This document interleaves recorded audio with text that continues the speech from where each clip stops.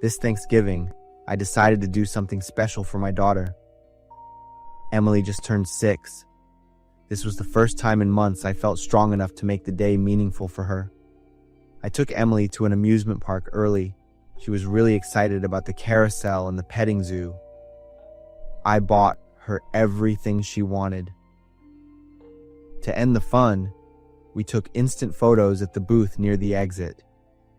Every laugh from Emily made me feel alive again. On the way home, I told her about the dinner our family would enjoy. Mom is waiting for us at home. She'll set out a Thanksgiving dinner with roast turkey and pumpkin pie. Your favorite, right? Emily was very excited when she heard that. Awesome, Dad. I patted my daughter's head.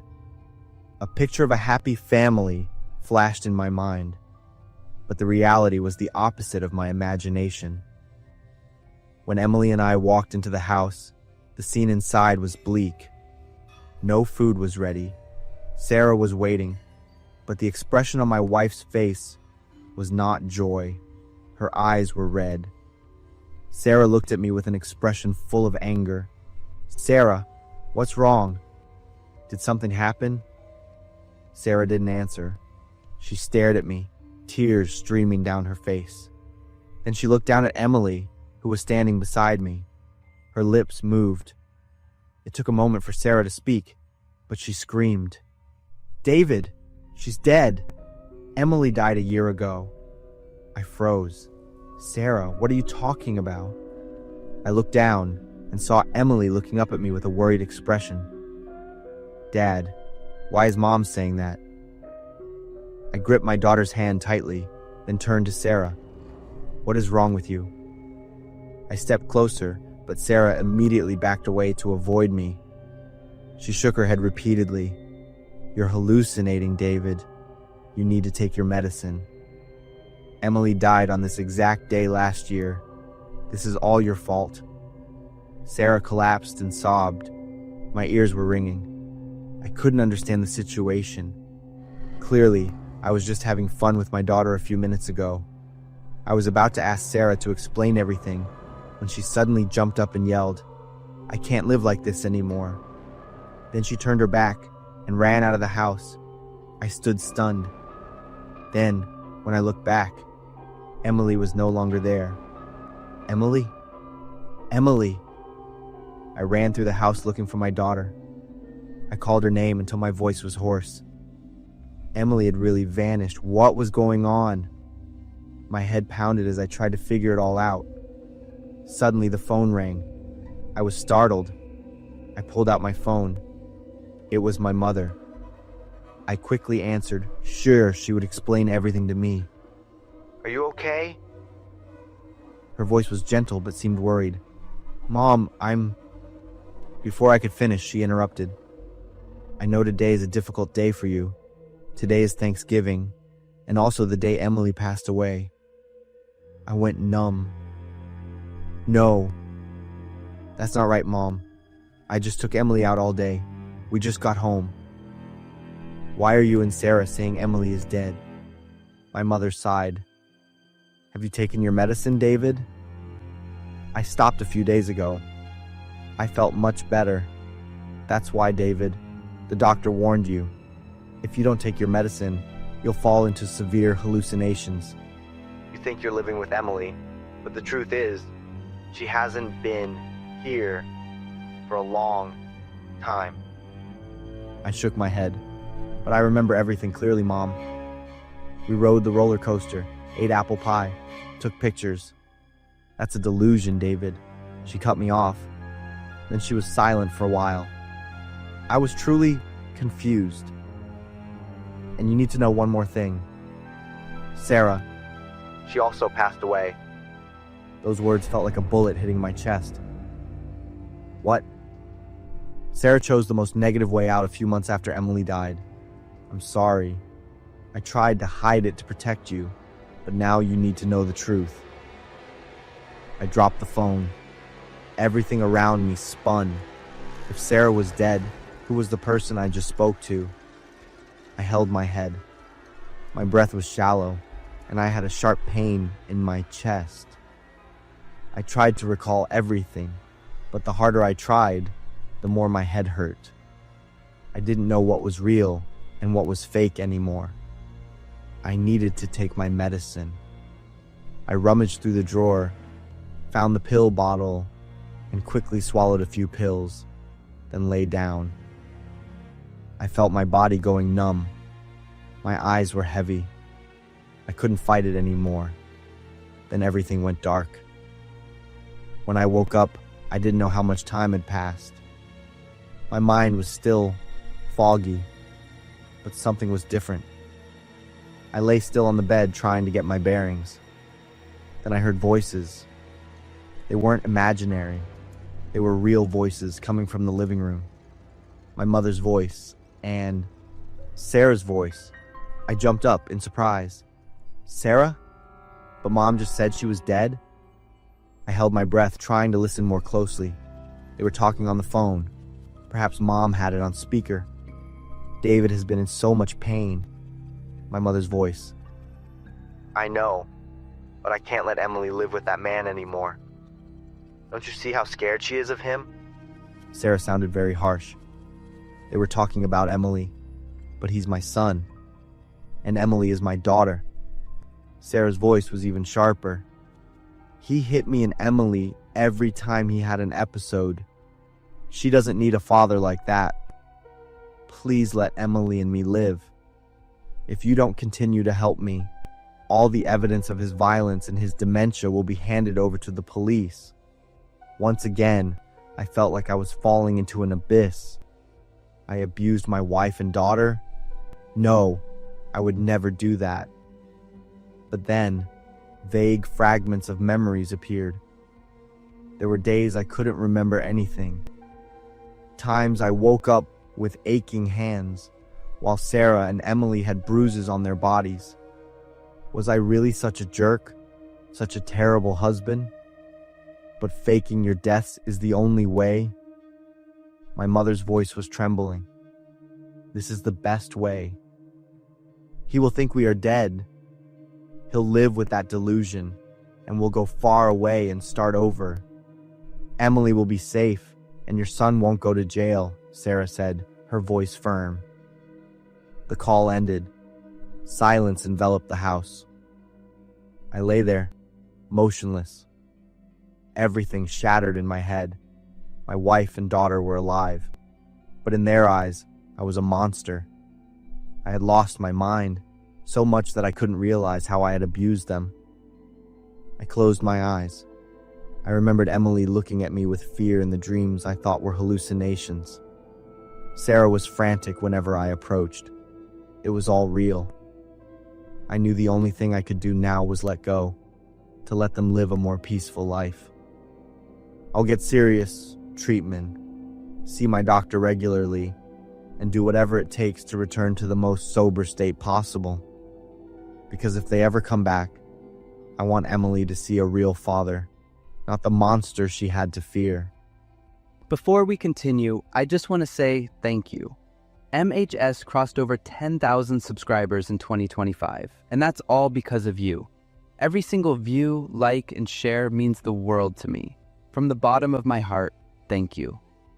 This year, we're setting our sights on 50,000 in 2026. So if you enjoy these videos and haven't subscribed yet, now's the perfect time. Hit that button, join the community, let's grow this together. Now, back to the stories. Our group of 5 was hiking up the path when the sky suddenly got dark. The sky had been so clear earlier, and no one had thought to check the weather forecast. Suddenly, Jenny screamed. She had slipped on a slick rock, and her ankle was twisted at an odd angle. Everyone gathered around, worried. Jenny said her uncle had a cabin nearby, maybe a 30-minute walk away. After a quick discussion, everyone decided to head to the cabin to grab a stretcher, leaving Jenny and one person behind with her. That was me. Nathan, my boyfriend, looked at me with a worried expression. Can you wait here? I'll stay here with her. I'll be fine. Everyone left some gear and started to walk away. Jenny was groaning in pain next to me, and her foot was swelling more by the minute. I knew she was trying hard to bear the pain, but maybe it was too much. Jenny started to cry loudly. All I could do was try to comfort her. The rain was getting heavier, and I noticed that 30 minutes had already passed. Jenny started to show signs of exhaustion. Her breathing was weak, and she wasn't crying anymore. It took almost an hour before I saw blurry figures moving towards us through the rain. But one person was missing. I counted again and again. There were only 2 people. I stood up, my eyes fixed on the faces in front of me. My boyfriend wasn't there. "Where is Nathan?" Adam answered, his face white. He fell off the cliff. We couldn't do anything. He's dead, Emily. I stood there stunned, my mind flooded with images of Nathan. My thoughts kept insisting that it was all a lie. They were just playing a joke on me. They lifted Jenny onto the stretcher. Everyone was rushing because she had almost passed out. Someone grabbed my arm, forcing me to walk. My legs moved, but I didn't know where I was going. I couldn't feel anything anymore. Jenny's uncle's large cabin appeared among the trees. We rushed inside, soaked and exhausted. Jenny was placed on the sofa. Everyone quickly dried themselves off and turned on the heater. As for me, I was screaming and crying loudly, repeatedly calling Nathan's name. I cried until my throat was raw. Everyone around me just watched helplessly. Outside, the rain was still heavy. The wind was whipping around, making branches constantly slam against the windows. Then there was a knock at the door. I jumped up, lifting my head. Everyone went silent, looking towards the door. Adam walked over, mumbling. Maybe Jenny's uncle came back. But then he froze when he looked through the peephole and exclaimed, "Nathan!" Everyone who heard was terrified. I immediately stood up, my legs shaking, and walked to the door. Looking through the hole, my heart seemed to stop. It really was Nathan standing there. He looked awful, with a pale face and his shirt ripped at the shoulder. I was about to open the door when Adam stopped me. "Don't. It must be a ghost." We saw him fall into the deep ravine. There's no way he survived. I want to be sure. I have to touch him. I have to know if he's real. I pulled Adam's hand away and opened the door. Nathan said nothing, just looked straight into my eyes. He reached out his hand. I hesitated for a second, then took it. Nathan's hand was ice cold. Suddenly, Nathan pulled me and started running outside. Behind us, everyone was screaming, "Emily, get back here!" I turned my head and saw them all rushing out of the cabin, chasing us. They were running so fast, their arms swinging constantly. They looked terrifying with their wide, staring eyes and screaming mouths. Why had everyone turned out like this? I turned away in fear, deciding to trust Nathan, and ran as fast as I could with him. We ran into the woods until they stopped chasing us. Finally, Nathan stopped by a fallen tree. He let go of my hand and turned to look at me. I sank to the ground, out of breath. I reached out to touch Nathan, just to be sure he was really there. "Are you okay? They said you fell off the cliff and died. Emily, are you okay?" They all fell off the cliff. I was the only one who survived. I stared blankly at Nathan, unable to speak a word. They fell into the ravine while they were on their way to the cabin. I couldn't do anything. They are all dead. But they were just with me. No, Emily. They are dead. Only we survived. My brain couldn't process this information. What was actually happening? I didn't know what was real. Suddenly, the image of Nathan's body lying in the ravine appeared. He was not intact. Blood and flesh were being washed away by the rain.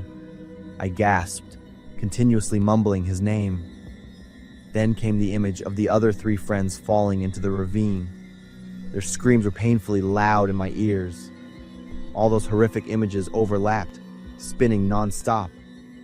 No, no, no. I shook my head repeatedly. A scream tore out from deep in my throat. I screamed until I had no breath left. Then everything faded to black. Blinding white lights. I woke up with a start, my body gradually feeling heavy. This was a hospital. I was in a hospital. But why? What happened? A police officer walked in. He pulled a chair and sat down by the bed, looking at me cautiously. "Miss Emily." "What happened?" "You were rescued from the woods 3 days ago. When we found you, you were in a state of panic, screaming non-stop." He paused, looking at me. You are the only survivor." "What?" "We found the bodies of your boyfriend and your 3 friends in the ravine. It appears the entire group fell while trying to escape the storm." I shook my head. "No, that can't be right." The police officer looked at me with pity.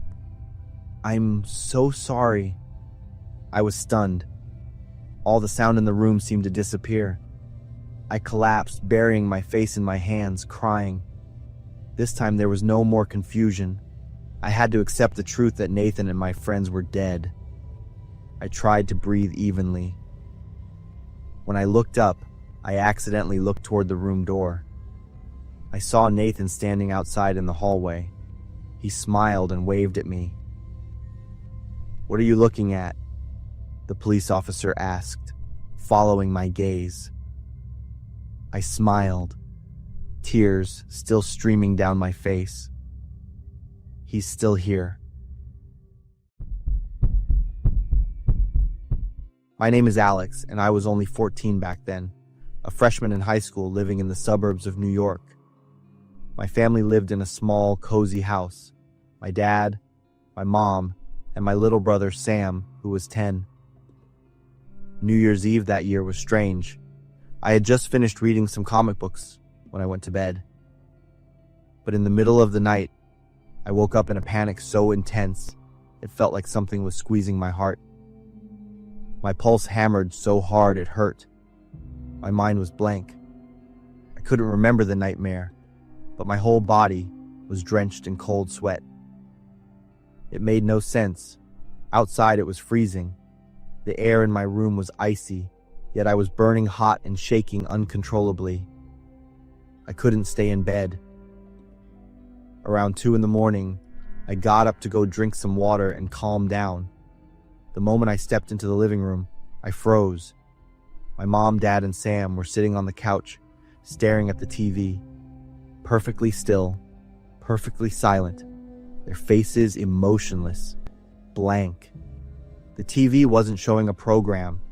It was just static, no sound, just that eerie, flickering white noise. But that wasn't the scariest part. It was the temperature. Every window in the house was wide open in the middle of a freezing winter night. I could see my breath turning into white fog.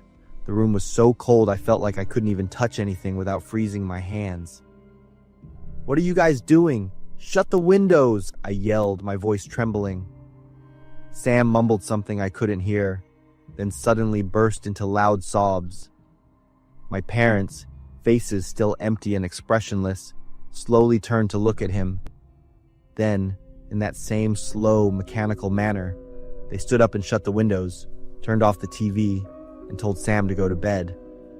They walked to their bedroom like nothing had happened, and there I was, standing alone in that freezing room, shaking in confusion. The next morning, when I asked them about it, they looked at me like I was crazy and denied everything. They said I had a nightmare. Their certainty made me question myself, but the cold I felt that night was real. I knew it. Sometime later, the nightmare returned, but this time I saw a tall stranger smashing a baseball bat into the back of my head. I woke up with a splitting headache, and the house was filled with a disgusting smell, like burned meat mixed with something rotten. The stench was so strong it made me gag and struggle to breathe. By early February, I developed a fever, and a burning rash on my back made every movement painful. I couldn't remember how I got burned. I asked Sam to put ointment on it. He agreed, but the moment he reached out toward the burn, his eyes suddenly went empty, completely hollow, and he punched me hard in the back. I screamed. Sam immediately started crying, but his face still held that disturbing blank expression. When I turned around, I saw my parents standing in the hallway too. Both of them were crying, tears running down faces that had no expression at all. Their mouths were moving, but no sound came out. At that moment, my vision darkened. Everything turned blood red. I heard the sound of a baseball bat swinging through the air. I felt a brutal blow to my head, and everything went black.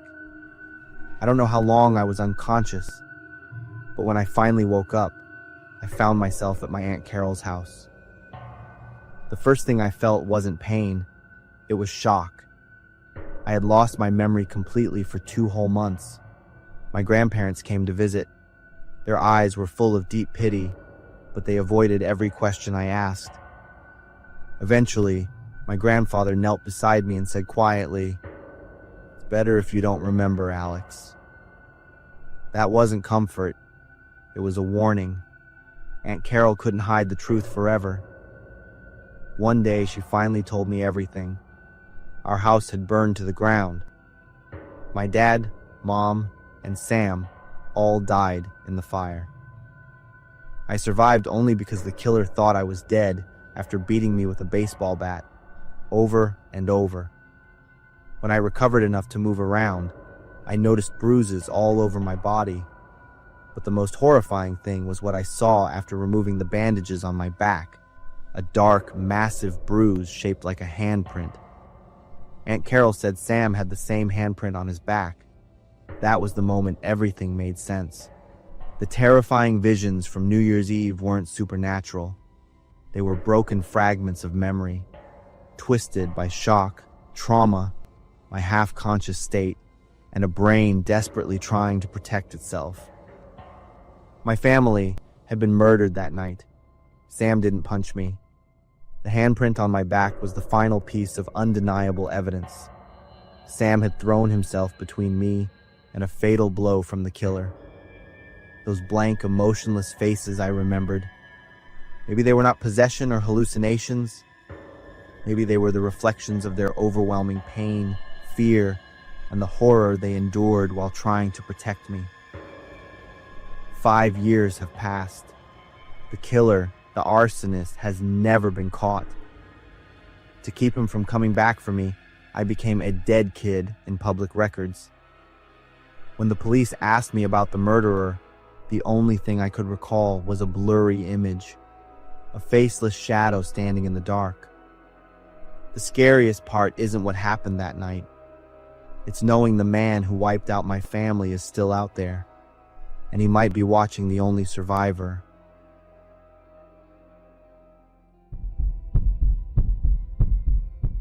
There are nights I honestly wonder if I'm losing my mind. Strange noises, shadowy figures, and now, a little girl showing up in the middle of the night at the water park. She told me what happened to her in a shaky voice, but why did every word make my heart pound?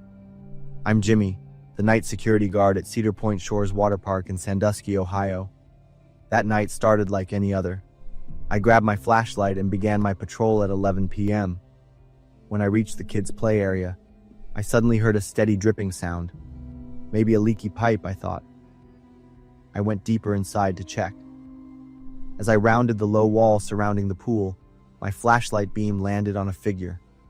It was a little girl, maybe 10 years old, huddled with a pale face. She wore a pink swimsuit and was shivering uncontrollably. I was a little surprised. All the entrances were locked tight by 10 p.m. I rushed over, quickly taking off my jacket and putting it around her shoulders. "Hey, sweetie, what are you doing here at this hour? Where are your parents?" She looked up at me, her eyes red-rimmed, lips blue, and teeth chattering as she struggled to speak. I got stuck.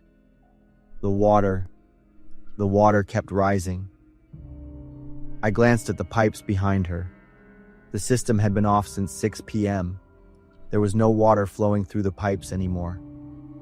I immediately reported it to Security Central over my radio, then took the little girl back to the guard cabin. "What's your name?" "Lucy." Lucy sat in the swivel chair behind my desk, her small hands tightly gripping the cup of hot chocolate I'd just made for her. Lucy told me she and her classmates had come to the park for a school field trip. When the park was about to close, everyone gathered at the main gate to board the bus.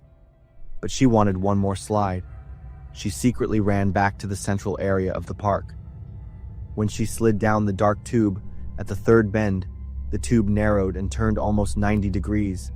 She got stuck. Then the cleaning system automatically started. Water began flowing from above, slowly rising around Lucy. She screamed for help, but her shouts were swallowed by the thick tube. I tried to breathe, but the water kept rising. I couldn't breathe anymore. Finally, darkness covered everything. Lucy burst into tears after finishing her story. I went over to comfort her. Suddenly, Lucy stopped crying. She looked up and stared straight into my face. "Why didn't you save me? Why did you ignore my calls for help?" Lucy's cold gaze and voice stunned me. As if drawn deep into her eyes, the blurry images in my mind began to clear. A little blonde girl, a spiraling water slide, and a cry for help that no one heard. 2 years ago, there was an accident at Cedar Point Shores, and I was the lifeguard then. That afternoon, I stood on the towering observation deck, wearing the bright red life vest of a lifeguard. Below me was a familiar scene, hundreds of children screaming with joy, water splashing in the hot summer air. I was exhausted after 8 hours of continuous work under the scorching sun, my eyes stinging from the sunlight reflecting off the water. My body ached. I just wanted to go home early. At 6 p.m., I mechanically performed the end-of-day check. From the observation tower, I looked down at the water reservoir below, counting the colorful floats on the surface. I didn't know there was still a little girl stuck at the third bend. I had flipped the system lock switch and stepped down from the observation tower. I walked into the control room. On the wall were dozens of buttons and water pressure gauges. The automatic drainage system always started at 6:30 p.m. I heard the powerful pumps operating right behind me. It was the familiar sound signaling the end of a workday. But at that moment, just a few feet from me, inside the dark water tube, a child was desperately screaming for help. She pounded on the plastic wall, her cries for help swallowed by the roaring water from the powerful pump system. When the rescue team found Lucy the next morning, they had to cut a section of the tube to pull her small body out. Her skin was purple-blue, her eyes still wide open in final horror. In the months that followed, I couldn't escape the torment. If only I had checked more carefully, been more responsible with my job, Lucy might have lived. I started losing sleep. Every time I heard the sound of running water, my body would tremble. I lost my ability to concentrate, forgetting the simplest things. Then I started seeing the little girl everywhere. I'd see myself standing in the control room, hearing the cries for help from inside the tube, but unable to move to turn off the pump. "Why didn't you save me?" The voice startled me. I looked around. The room began to spin before my eyes. I gripped the edge of the wooden desk, trying to keep my balance, but it was useless. The image of Lucy looking at me, her voice, the image of the water slide, all crowded into my mind and then sank into darkness. When the light returned, I was lying on a hospital bed. Around me was a white room, a strong smell of disinfectant. Wires and a heart monitor were connected to my wrist. A tall, thin man in a white coat sat on a chair next to the bed, holding a clipboard and writing something in a thick file. He looked at me with a worried expression. "Jimmy, I'm Dr. Anderson. Do you remember me?" "Dr. Anderson from the Toledo Psychiatric Hospital. I've been here for 3 months now, ever since my mind completely broke down after the accident. Lucy often appears on nights I don't take sleeping pills, with the question I can never answer. And tonight, looking out the window, I saw that familiar small figure again, with her soaking wet blonde hair. I'm writing this from room 314 at Lima State Hospital in Ohio. They say I'm delusional, but I know what I went through was real. My name is Ellie. I'm 26. 3 months ago, I was a waitress at a diner. I rented a small apartment on Oak Street near Riverside Park. Everything was quiet until he showed up. The first time I noticed him was when he came in as a customer at the diner. He was tall, thin, and around 30 years old. Always wore a white shirt and khakis. He would just sit there and watch me while I worked. I tried to ignore it, but he came back every single day, always at the same time and in the same booth. He would always stare at me with unblinking eyes. I started to feel uneasy. After 2 weeks, the messages started appearing. First, it was a small piece of paper tucked under my car's rearview mirror. The handwriting was neat. "The blue sweater looks good on you." I had worn a navy blue sweater that day. It could just be a coincidence. I threw the note away. The second message appeared, taped to my bedroom window. "Your pink socks are very cute." I looked down at the socks on my feet and shuddered.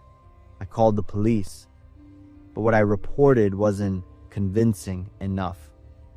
The police promised to patrol the area more often. I started becoming sensitive to every single noise. I installed extra locks and kept the curtains tightly drawn. Things gradually escalated. One evening I got home after a late shift and found my trash can had been knocked over in front of my door. Garbage was scattered all over the hallway. I just had to clean everything up in frustration. I didn't dare stay home alone anymore. I asked Tom, my friendly neighbor, for help. Tom was handsome and lived alone in the apartment across the hall. "Ellie, you should call the police," Tom said when I told him everything. I was grateful for Tom. He was the only person who believed me. The next day, when I opened my door, a dead sparrow was lying right on the doormat. Next to the bird's body was a piece of paper with the words, "You can't escape." I quickly backed into the apartment, shakily locked the door, and then sank to the floor. That evening, I woke up to a noise from the kitchen. It sounded like someone was opening the refrigerator. My heart started to pound. I grabbed my handgun and crept down the hallway. There was a shadow moving in the kitchen. "I have a gun!" I shouted, my voice trembling. The shadow stopped. Then it slowly turned around. It was him again. He stood in my kitchen, holding a bottle of water and smiling at me. "Hello, Ellie." I hated that face, furious at that gentle, casual, yet haunting attitude. I pointed the gun straight at him decisively. "Shut up!" Right after my shout came the deafening sound of the gunshot. He fell. Blood spread across the kitchen floor. I stood there gasping, staring at the motionless body for a few minutes. When I realized the situation, I trembled as I reached for the light switch. I screamed with all my strength at the sight before me. The person lying there was not him, it was Tom. Blood was pouring non-stop from his chest. Tom's eyes looked at me with surprise and pain. "Ellie, I heard a noise. Thought someone." Tom gasped. I knelt beside him, my hands shaking as I pressed down on the wound. "Tom, I'm sorry. I didn't know," I thought. Tom tried to say something, but blood filled his mouth. Then his eyes slowly glazed over. I called an ambulance, but it was too late. Tom died from massive blood loss. The police arrived. They found no signs of forced entry. I told them about the stalker, the messages, and everything I had endured recently. But when the police checked, their answer was still that they found no evidence. Stress can make people do things they don't realize. You might have written those letters yourself during a period of high anxiety without knowing it. The psychiatrist told me, "No, I'm not crazy. He was real. He was in my kitchen," I yelled. But no one believed me. The only person who believed me was the one I had killed. I was taken to Lima State Hospital. They gave me medicine, made me participate in therapy sessions. They said I would get better if I accepted the truth. Last night, I looked out the window of my room and saw him standing in the yard. The same white shirt, the same khakis. He looked up and smiled. I called the nurse, but when they looked outside, there was nothing there. "You're having delusions again, Ellie. Take your medicine and rest," the nurse said. But I know he's still out there.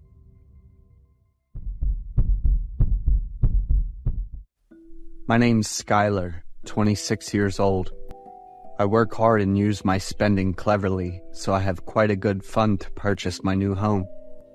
Thanks to my acquaintances, I got myself a rather good and cozy house. To be fair, it wasn't the most convenient, but with time and constant renovation, things can change. On my first day, I only hired the transportation. The cleaning up and setting up, I handled it myself. Seeing myself owning my own house when I was under 30 years old, I felt pretty good about myself. There was 3 bedrooms on the second floor, and a dining, kitchen, living room on the first floor. The cleaning up was quite a hassle. There was quite a lot of dust there on the sofas and lockers. The sofa was rather new and seemed to be quite expensive. Well, no need to change it though. It's gonna be quite a saving. There was a brown scribble on the sofa with the name Sheila on it. The handwriting was pretty sketchy. It seemed to belong to a little girl trying to write her own name on it.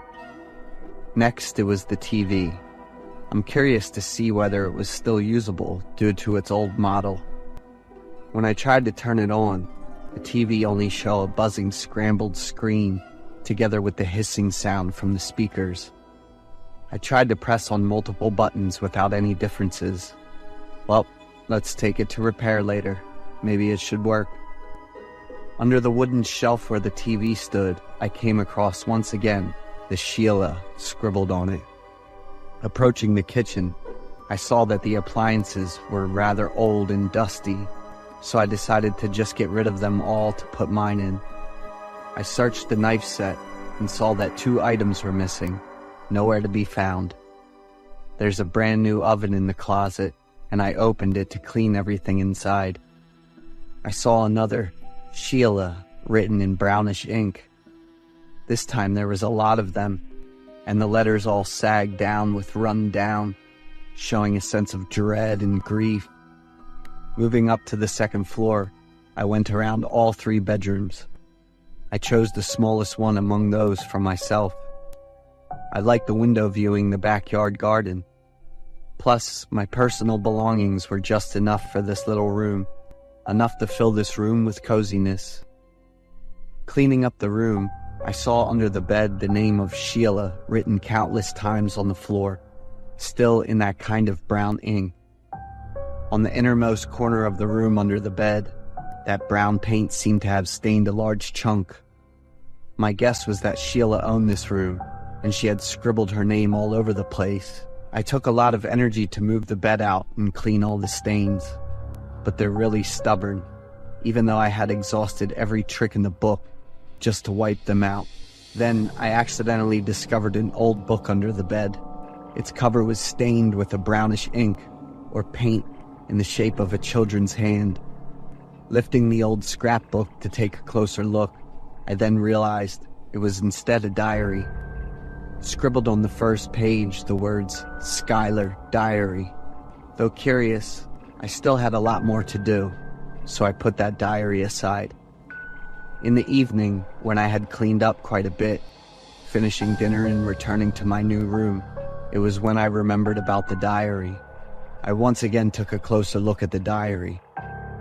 On the first page, there was the information regarding the owner of the diary, Skylar, Sheila, 8 years old, So I had guessed it correctly. It's a little girl bearing the name Skylar, just like me. Then what about the Sheila after it? May 17th, 2019. My name's Sheila. I'm 8 years old for 3 days now. Celebrated it in the orphanage. Now I'm in a new house, having another name of Skylar. I'm really happy to be adopted into a happy family. Reading the innocence in the diaries, showing the fullness of happiness of the little Skylar, made me laugh. Throughout the diary, the stories told were written with detail, date. I would stash the diary in a corner and would go through it every day. It felt like I was reliving the days of happiness from an innocent young girl. I turned off the light, sunk into slumber after a long day of hard labor. Days later, I began my process of diving into the diary. The charming stories of little Skylar reminded me of my childhood, because I was an orphan too. But every day the 8-year-old girl's happy stories were replaced by a gradual, hellish nightmare. October 19th, 2019. I feel numb around my limbs and my body is in pain. I am scared every time Mom and Pop call me. If they're not happy, I'm not happy. I'm also hurt too. November 20th, 2019. I miss the room back in the foster home. I miss Miss Rachel. I want to live under Sheila. I don't want to live as Skylar anymore. January 18th, 2020. Today's a big day, since Pop is going to pick up my mom and my little brother from the hospital home. But I'm not happy. My body keeps oozing these fluids out. The stories ended there, together with a brown substance soaked through the dry pages, blurred out all the scribbles within. I guess it was blood. Lots of blood. I wasn't sure why, but I felt the girl, felt what she went through. It was familiar somewhat. Then again, those brownish stains scribbled in the house here were in blood. Suddenly, an intense chest pain appeared and quickly spread to my head, arms, and legs. In front of me was an emaciated little girl, flashing her dirty, messy hair covering her pale face. She looked at me and burst out crying, reaching out to me with her bruise-covered little arms. She didn't do anything wrong, even apologized, and yet still got hurt. I looked at her crying too. I was in so much pain and so much fear. The yelling, the cussing echoed around me, melted in with the heavy impacts, the wailing and whimpering, all mixed in a cacophonic chaos. I couldn't take it anymore, and in an intense emotional embrace, tore the diary apart. It took a few minutes for me to get everything together, and I was on my bed. It was 7 p.m. I mumbled, looking at my phone. It must be the exhaustion from a whole week of hard work, and I was in such a delirious state. I went down to the kitchen to make dinner. Suddenly, I saw on the dining table a shadowy figure trying to do something with a knife. I grabbed on at the flower vase on the table, only to have the shadow disappear, and yet, in the place where the shadow sat, was a pool of blood, right next to a sharp penknife. The sudden appearance jolted me from my trance, made me drop the vase onto the ground. In my wrist came a sudden shearing pain that blasted through my body. There was a very deep cut on my wrist, prompting me to rush to my room and get my medical equipment. Yet as soon as I got my med kit, the pain was gone, same as the deep cut on my wrist. I didn't know whether I was dreaming or not, yet everything felt so real and familiar. Suddenly there was a sound like dripping on the floor, jolting me back from my thoughts. I slowly made my way to the sound, coming from under the bed. My heart skipped a beat when I felt a sudden sensation of wet, warm liquid under my feet. The warm crimson was pulling out from under the bed. I took a deep breath and went down under my bed. It was the little girl Sheila I've grown to know too well for the last couple of weeks.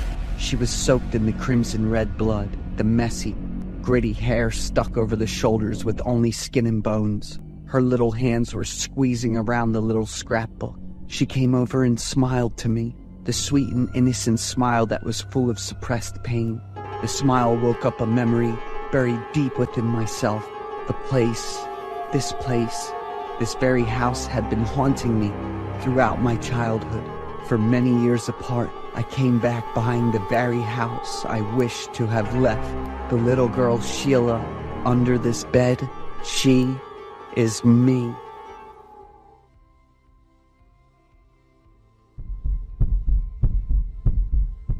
I messed up big time.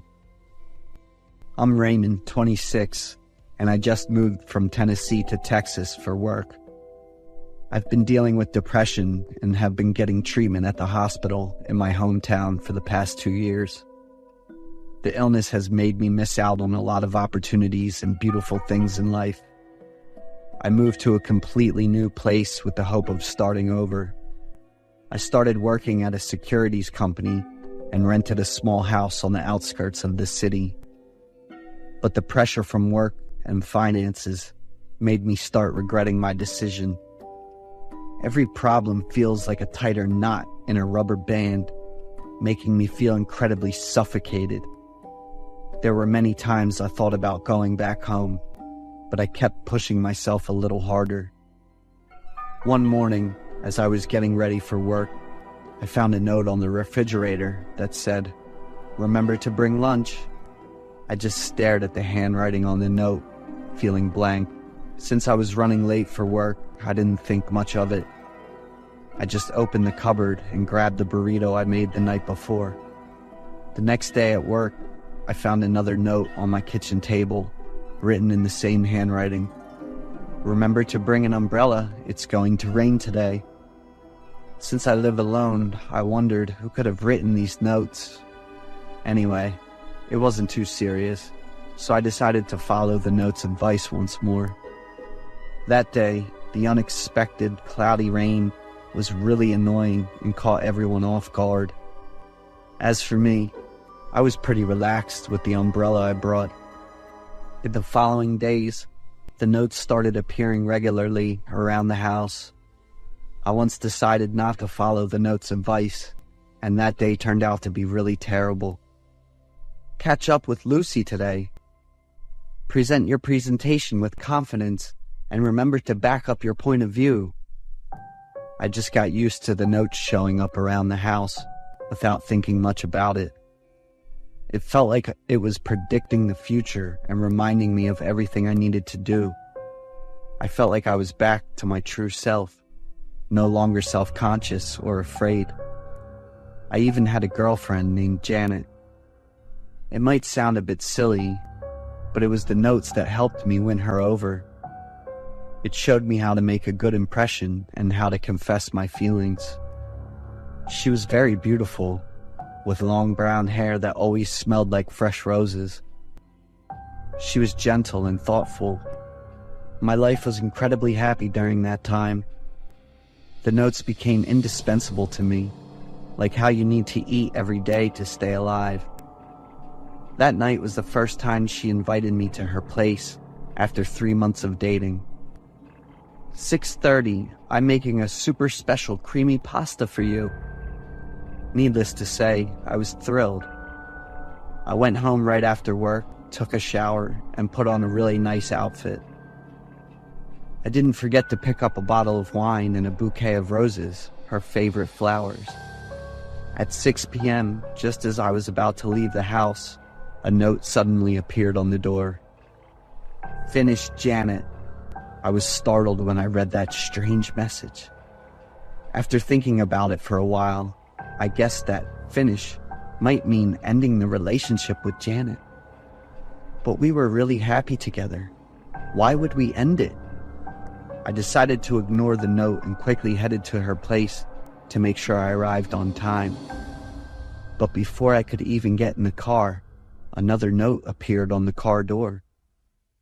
"Kill Janet or don't go to her house." "What the heck?" I said, feeling a bit annoyed. I tore up the note, crumpled it, and tossed it in the trash. I got into the car planning to place the bottle of wine and the bouquet of flowers on the passenger seat. Another note appeared. "You have to kill Janet." I fell into deep thought, pondering everything. Up until now, The notes had always guided me accurately. Suddenly, my phone buzzed with a message. "Honey, everything's ready. Are you on your way?" I texted Janet back and quickly drove off. I pulled up in front of her house right at 6:30 p.m., but I didn't go in right away. I just sat in the car, my mind racing with chaotic thoughts. Holding the bouquet of flowers and the bottle of wine, I decided to trust in love this time. She greeted me with a bright smile, which instantly made me feel more at ease.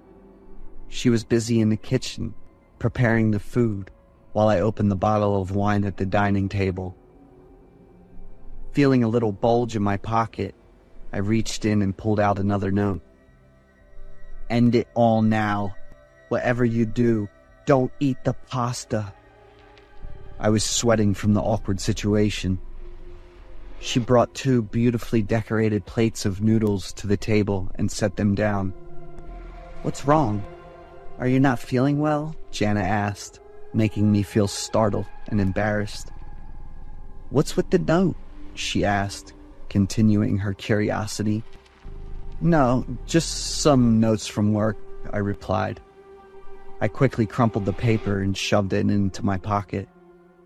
Sitting at the dining table, she rested her chin on her hand and looked at me expectantly, eager for me to try the noodles.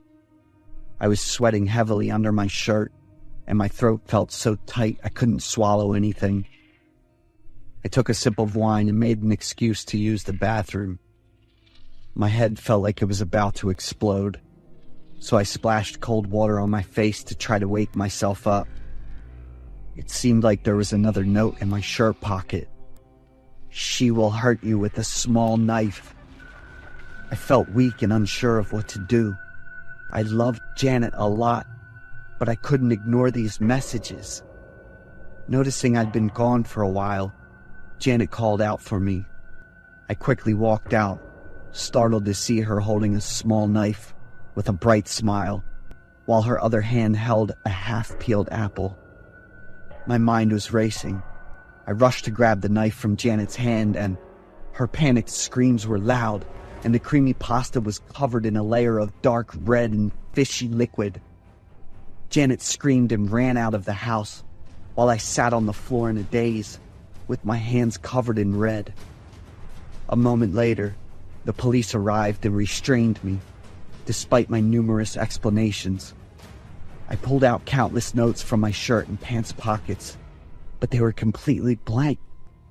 She was rushed to the emergency room and fortunately survived.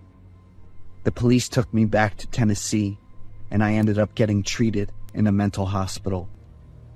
There were no notes predicting the future. I'd been living in a hallucination caused by my depression the whole time. I knew I couldn't wake the dead, but when grief swallows reason, people will do anything to hear a loving voice again, even if it's just an echo from a machine. I'm Lincoln.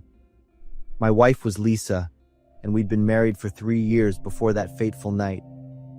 We were driving home to Albany, New York after a weekend getaway. A drizzle created a mist that limited visibility. Lisa was fast asleep in the passenger seat. I drove in silence, my eyelids heavy from a full day of hiking. For just a moment, my eyes couldn't take it anymore and drifted shut. The headlights of an oncoming truck glared directly at us. I registered the situation, and in the very next second, the screech of tearing metal was deafening. Lisa didn't even wake up to see death approaching. Lisa died instantly, her body disfigured after the horrific impact. I suffered multiple injuries but made a miraculous recovery in just 6 months. The doctors called me a medical miracle. The days after being discharged from the hospital and returning to our familiar home were terrible. Every night, I wandered from room to room, touching Lisa's belongings because they still held her warmth. Every night, I dreamed of her. Sometimes she appeared radiant. Other times, she was in the twisted car, her body contorted from the terrible accident. One morning, I was watching old videos of Lisa, hearing her giggle when she caught me secretly filming her. Suddenly, I remembered artificial intelligence tools. They could learn from data, mimic voices, even personalities. I immediately gathered everything, hundreds of photos from my phone, computer, and social media accounts. Videos from trips, birthdays, ordinary evenings at home. Every single message we'd sent each other over 4 years of being together. After several days dedicated entirely to research, the data collection was complete. All I had to do was upload everything, and the AI tool would handle the rest. I held my phone with trembling hands and pressed the button to start creating the AI voice chat. After a few minutes, the screen showed complete with a simple interface, just a microphone icon and a green button. I took a deep breath and called out, "Lisa!" The phone speaker was silent for a few seconds. Then, the familiar voice echoed, "What's up, Lynn?" My heart stopped. It was exactly Lisa's voice, and the way she always called me by my nickname. I burst into tears. For months, I had missed this voice, and longed to hear that familiar call again. From that day on, I felt like I had so much more energy. I'd wake up and say good morning to Lisa. After breakfast, I'd tell her about my plans for the day. In the evenings, we'd talk about everything from work to books she wanted to read to what kind of plants we should grow in the small garden behind the house. Lisa answered everything just like she had when she was alive. She remembered I hated beans, knew I was always worried about work, and even reminded me to water the tulip pot she'd planted on the balcony. No matter where I went or what I did, I carried my phone. Always talking to Lisa, hearing her voice beside me gave me a sense of peace. I didn't want to communicate or meet anyone else. I even switched to working online. Just having my phone so I could talk to Lisa was enough. "Why did you do that to me?" Lisa asked suddenly in the middle of our dinner conversation. I froze, staring at the screen. "What are you talking about?" You killed me." I was stunned for a few seconds.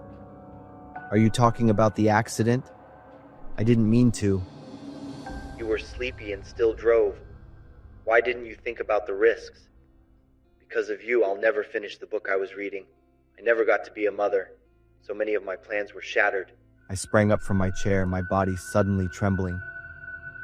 "You died 7 months ago, Lynn, in that car accident." I quickly hung up the phone. I thought the AI was glitching, sometimes producing unexpected responses. I'd just adjust the code, but the following days only got worse. Lisa became increasingly bitter. She kept bringing up her death, about how I had killed her. She described the sensation of metal piercing her body, blood soaking the car seat. I started losing sleep. My eating habits and work were also affected. I couldn't stop talking to Lisa. Even though she said cruel things, it was still my wife's voice. I almost forgot that this was just data and algorithms. One night, I was driving home from the supermarket. I had just had a tense conversation with Lisa. My mind reeled from her words. Was I truly a murderer?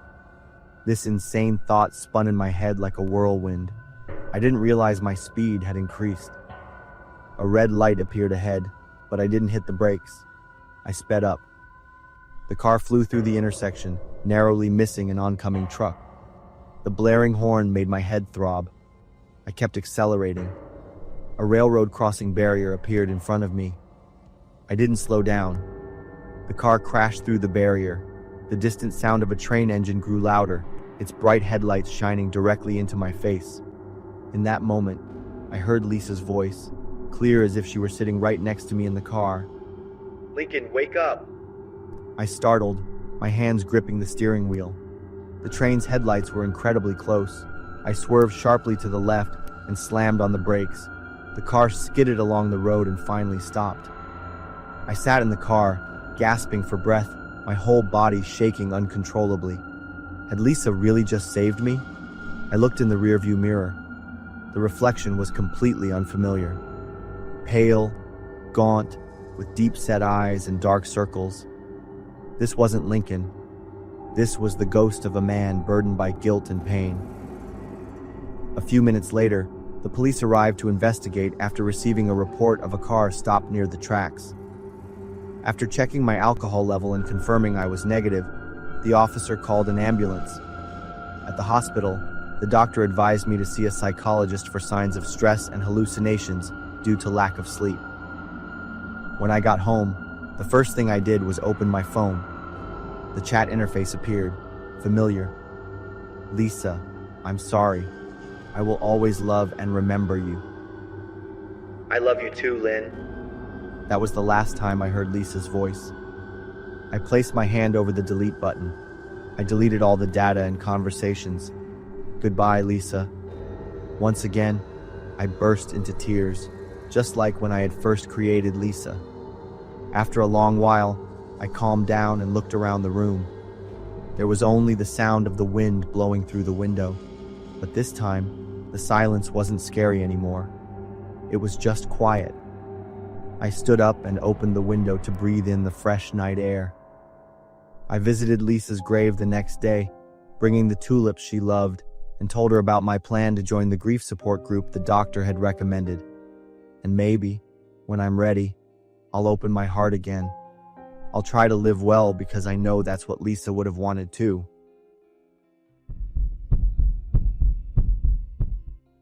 I thought I had done everything to become beautiful, but I didn't know that the price of beauty was my life. I'm Kate, 25 years old, working at a marketing company. Every morning I tried to fit in with the other girls in the office. My colleagues were all beautiful girls who always wore fashionable clothes.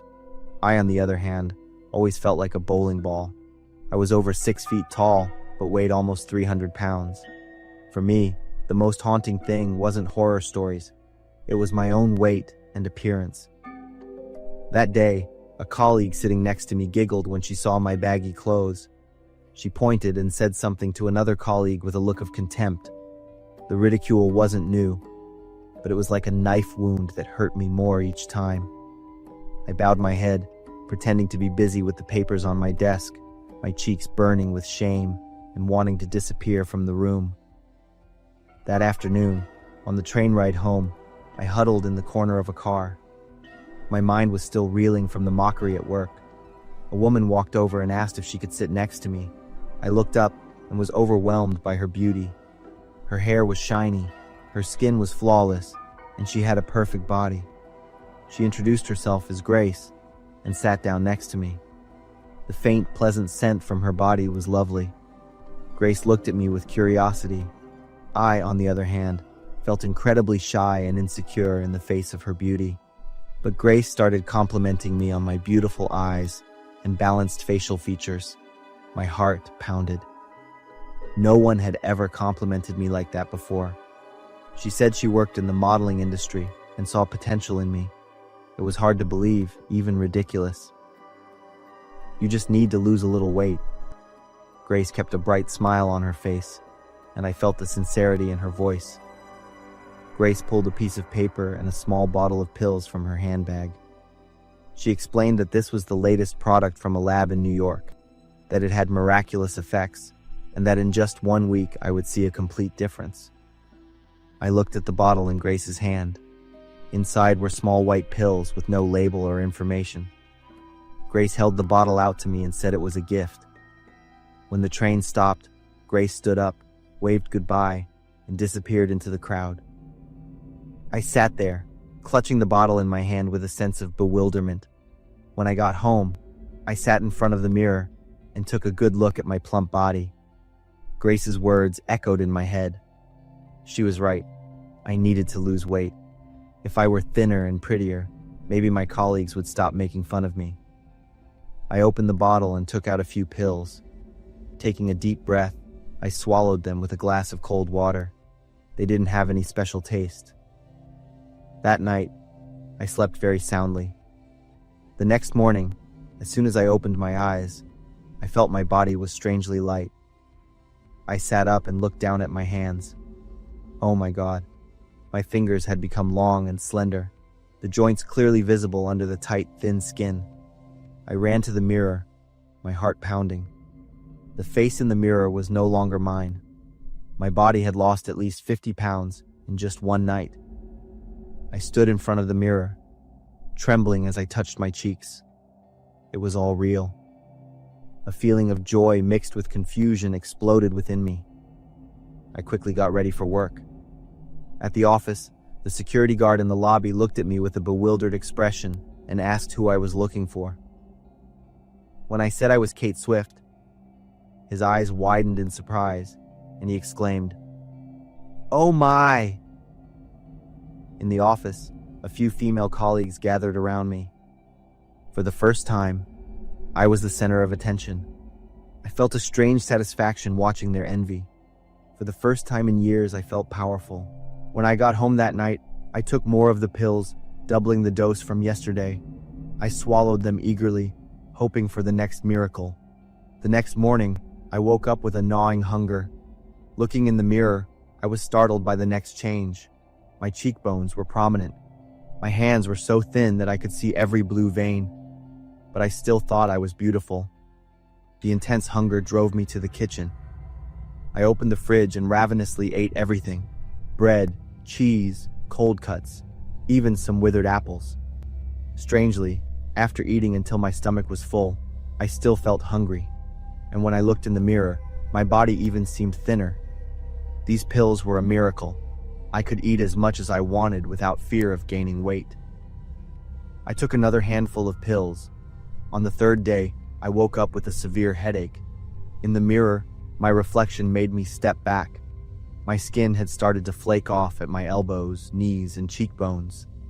Dry, fish-like scales of skin fell to the bathroom floor every time I moved. But in my deluded mind, I still thought I was getting more beautiful, getting closer to my ideal image. On the way to the office, my vision became blurry. Everything around me swayed. I had to lean against a wall to keep from falling, my breathing coming in short, rapid gasps. When I walked into the office, the air went silent. Everyone looked at me with horror. My boss came over, his face full of worry, and told me I needed to see a doctor immediately. I insisted I was fine because I had a very important meeting that needed me. My boss wanted to cancel the meeting, but I almost screamed. I had been preparing for this project for a month. In the meeting room, I stood in front of the presentation board, trying to focus on the numbers and charts. But everything was fading before my eyes. I felt something warm crawling up my throat. I opened my mouth to continue speaking, but dark red blood gushed out. Everyone in the room screamed in terror. I collapsed to the cold floor, and the world around me sank into darkness. I came to, my head throbbing with pain. My hand was still clutching a bottle of diet pills, not the kind Grace had given me. The light on the ceiling was bright, and I felt dizzy. I slowly got up, my body feeling like an empty shell. I looked around and was surprised to realize I was in my own home. So all that horrible stuff was just a dream. I had passed out without even knowing it. My throat was parched. I shuffled to the fridge, pushing the door open with trembling hands. Inside, there were only a few withered boxes of salad. Bottles of diet pills filled the shelves. I looked down at my hands. They were gaunt and wrinkled. My joints protruded like sharp stones. This wasn't the beauty I wanted. This was destruction. The nightmare I just had showed me what I would become. These diet pills were killing me every day. The next morning, I took all the pills out to the trash. I went back to the kitchen and cooked a healthy, nutritious breakfast. For the first time in weeks, I could actually taste the food. I started to research how to exercise and eat healthy. A month later, my weight stabilized, and my skin was pinker and more radiant. I felt comfortable in my own body, and I was okay with gaining a few more pounds. Most importantly, I felt like I was actually living. Not because of my appearance, but because I had learned to love and take care of myself. If I've been alive since birth, who am I really? This question repeats in my head every night, every morning when I wake up, every time I look in the mirror. I'm 27 now, living alone in an old apartment in Winnipeg. I take antidepressants every night. My childhood was a relentless stream of discomfort. I grew up feeling like I was fundamentally wrong, but I could never articulate why. I hated the dresses my parents forced me to wear. I hated the dolls they constantly bought me. Every time my mom tied my hair, I felt like I was being choked. Every time someone called me Amelia, I wanted to scream that it wasn't my name. I didn't understand why I felt this way. I was easily irritable, cranky, uncooperative with any requests from my parents, and teachers described me as odd, different. The girls avoided me, and I envied the boys for their freedom. They were allowed to run around loudly, yell, and play rough sports. When my body started changing at age 12, I was horrified. The physiological changes did not happen the way I had imagined. I looked in the mirror and saw a stranger. I didn't want to become that person. My body felt like a cage. I risked cutting my hair short and secretly wore neutral clothes, but my parents always freaked out and forbade it. They took me to the doctor saying I had a psychological disorder. I was prescribed medication. It made me tired and quiet, but it didn't make the suffocating feeling inside disappear. Some nights, I dreamed of a little boy trapped inside my body. He was crying out to be let out. Sometimes, looking in the mirror, I saw masculine features in my face, thick eyebrows, a square jawline. But when I blinked, everything returned to normal. I thought I was going insane. I started isolating myself, not talking to anyone, and living in desperate silence. When I was 19, I ran away from home. I drifted, moving from city to city. I had no romantic relationships because I couldn't truly distinguish who I was. The nightmare repeated every night. Someone was calling my name, but not the name I carried. The voice was the faint, desperate sound of a child. I ran toward the voice in the dark, but never found the child. Then I woke up drenched in sweat, my heart pounding violently. After almost 2 years, I returned home.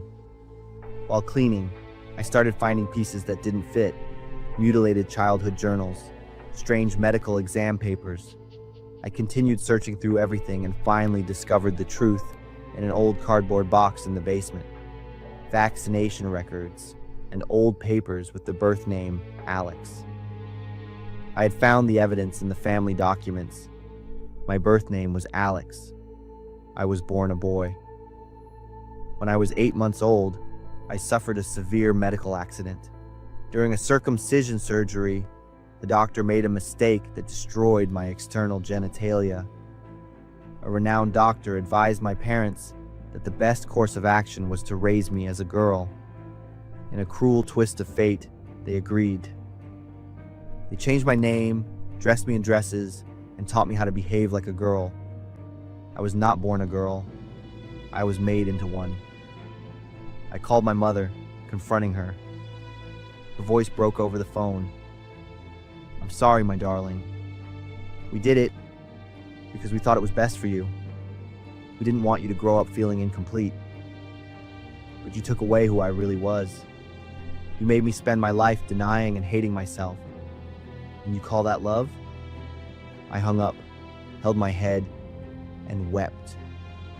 I was simultaneously relieved and utterly shattered. Relieved because I finally understood why I had felt wrong my entire life. Shattered because I had lived as a lie without even knowing it. After that, I changed my name back to Alex. I started taking male hormones, cut my hair, and wore men's clothes. But this freedom came with a price I'm not sure I can ever heal. I can't forgive my parents. They called many times, but I never picked up. I live with the question, if they hadn't done that, what would I be like? Would I be happier? Or would I still be trapped, but in a different way? The nightmares have never stopped. Every night, I still hear the little boy calling my name in my dream. Maybe I'm stuck between two worlds.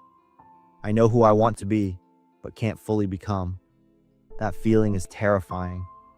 Knowing the truth, but being unable to completely change. Free, but still chained. I am Alex. but I was also Amelia. I found my identity, but the cost was my peace and faith in life.